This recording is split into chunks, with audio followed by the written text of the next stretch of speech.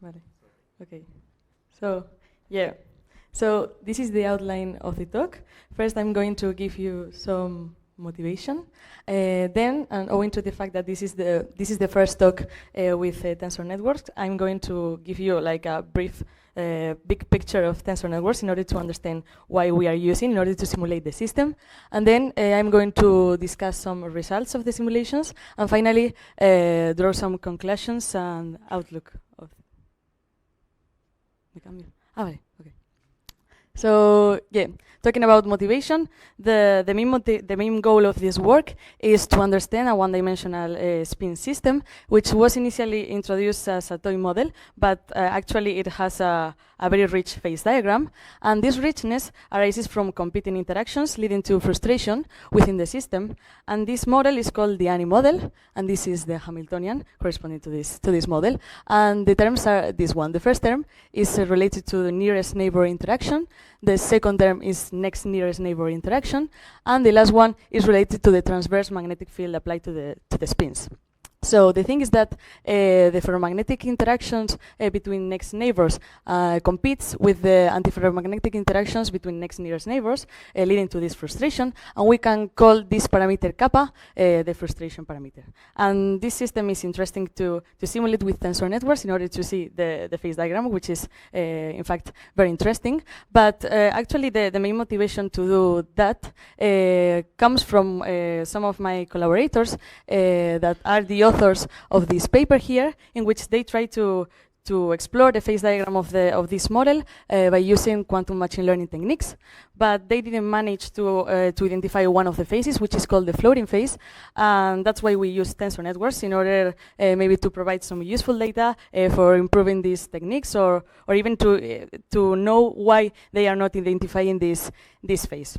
So yeah, so now I'm going to talk about the methods, which are tensor networks, and the context is that understanding quantum many-body systems is probably one of the most challenging problems in condensed matter physics, and for systems of n constituents with interactions, the dimension of the Hilbert space is exponentially large with the number of particles, and therefore describing a state of this kind of system by giving the coefficients of the wave function in some local basis is an inefficient representation. And even in a spin one-half system, numerical techniques such as exact diagonalization, for example, is restricted to systems of a small size, thus very far from the thermodynamic limit where the quantum phase transitions appear.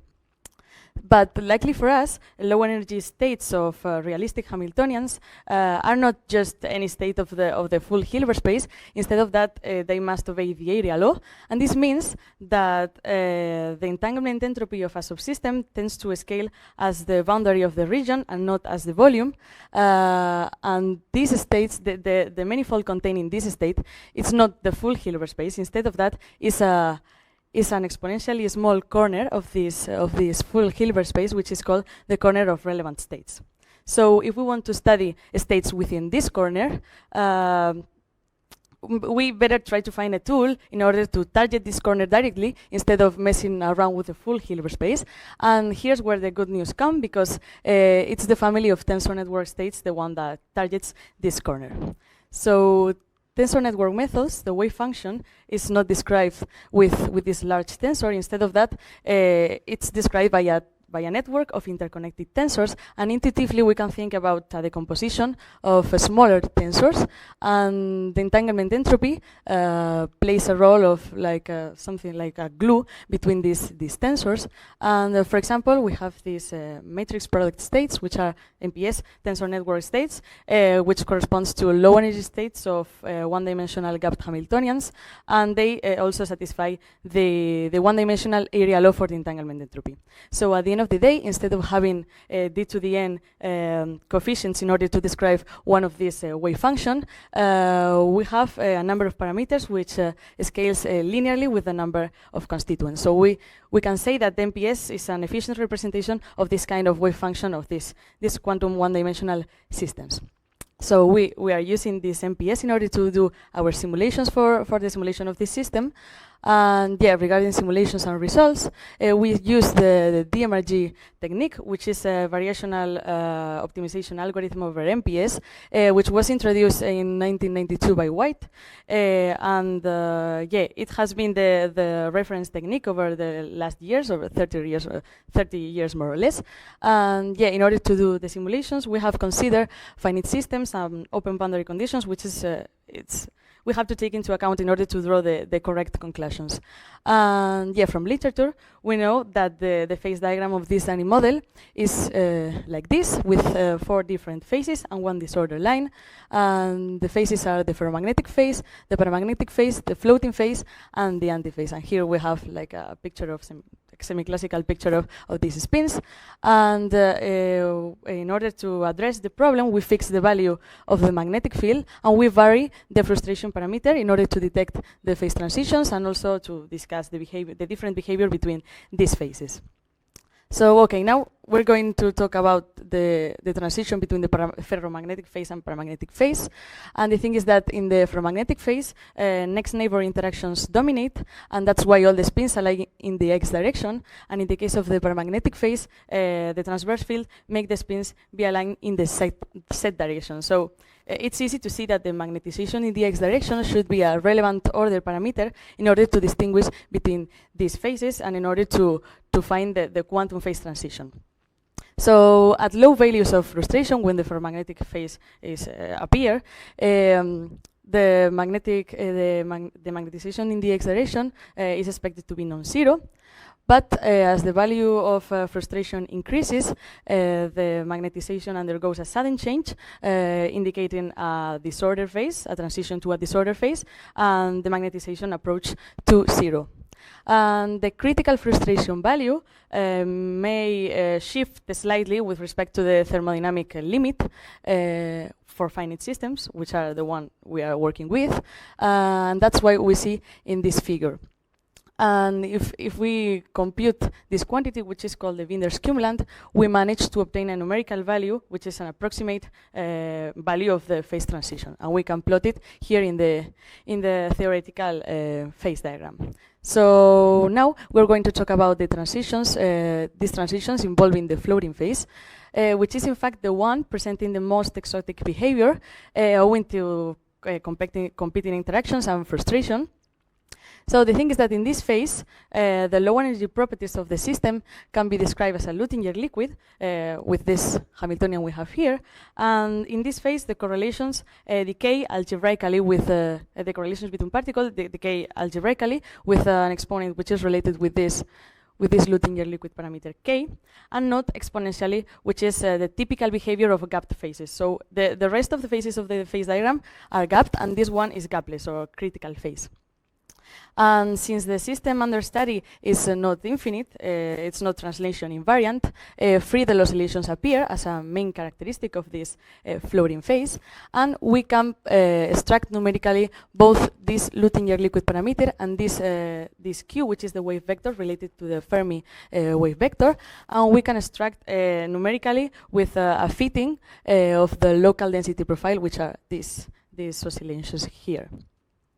And if we do that, we can plot the Luttinger liquid parameter in terms of the parameter of frustration, and we see this behavior with peaks in some specific values of kappa.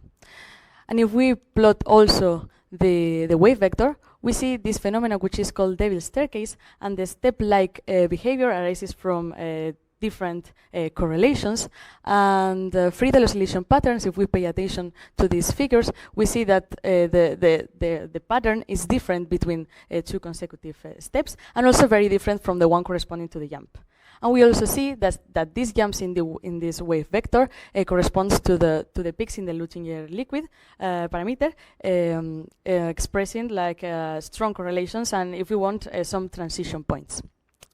However, this Devil's staircase is not a phenomena which is characteristic from the model in the thermodynamic limit. Instead of that, it's a finite size effect, and we can see it in this figure because we can plot the difference between 2 consecutive steps, and we can see that if we do an extrapolation to L tending to infinity, we see that this step is approaching to 0. So this is a finite size effect. Okay, and so on the other hand, we also know from theoretical things that this phase, this floating phase, is stable when the Luttinger liquid parameter is inside this interval. And that's why, or that's how we can delimitate this floating phase and identify the transitions. So we obtain numerically this value, and we can plot it also in the phase diagram. And now I'm going to show you a figure which I think is very illustrative of what is happening in this phase diagram, and it's related to the inverse of the correlation length.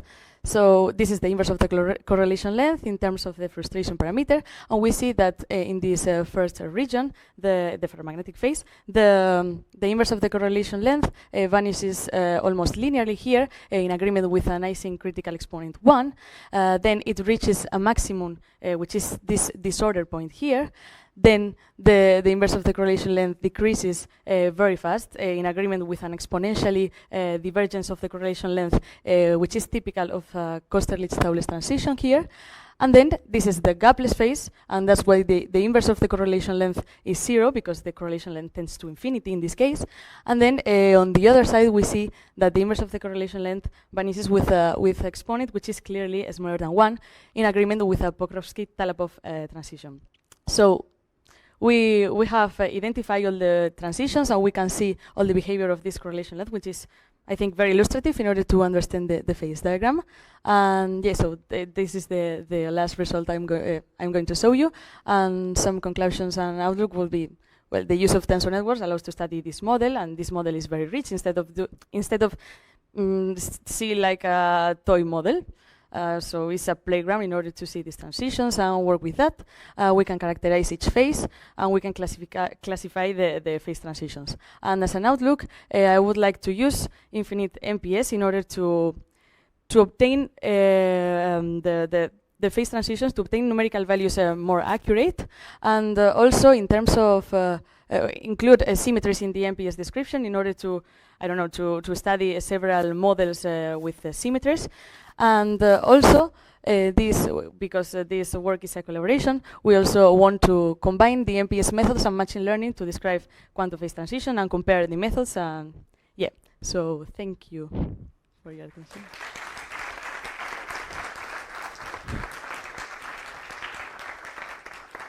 Okay, thank you, Maria. We have time for some questions. We have one already.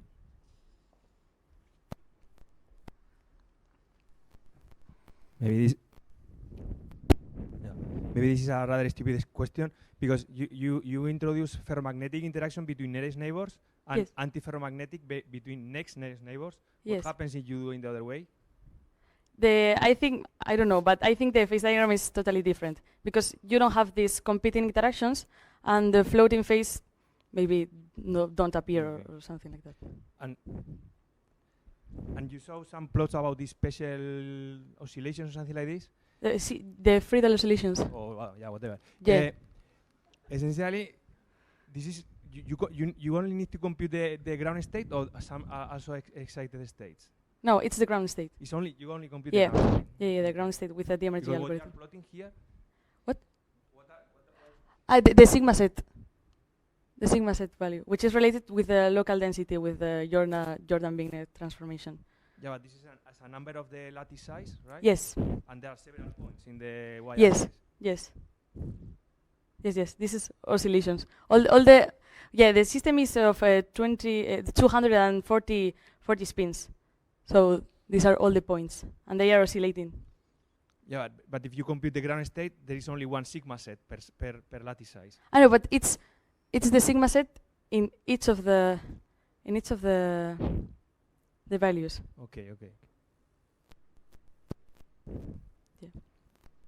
Any super quick questions? Okay, then we move on. Let's thank María again.